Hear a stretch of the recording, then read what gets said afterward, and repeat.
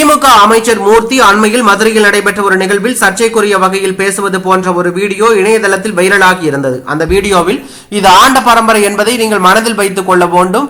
பல வரலாறு மறைக்கப்பட்டுள்ளது. சுதந்திரத்திற்காக 5000 10,000 பேர் இந்த சமுதாயத்தைச் சேர்ந்தவர்கள் உயிரிழந்துள்ளார்கள் என்ற வரலாற்றை புரட்டி பார்க்க வேண்டும் என்றும், ஆங்கிலேயர்கள் கோயில் சொத்துக்களை கொள்ளையடித்து செல்வதை தடுக்க இந்த சமுதாயத்திலிருந்து 5000 பேர் இறந்துள்ளார்கள். உசிலம்பட்டியில் கூட 14 பேர் சுட்டுக் கொல்லப்பட்டார்கள். நமது சமுதாயத்தில் போதிய படிப்பறிவு அப்போது இல்லாத காரணத்தால் நமது வரலாறுகளை வெளியே சொல்ல முடியாத, கொண்டு வர முடியாத சூழல் இருந்தது என்றும் பேசியிருந்தார்.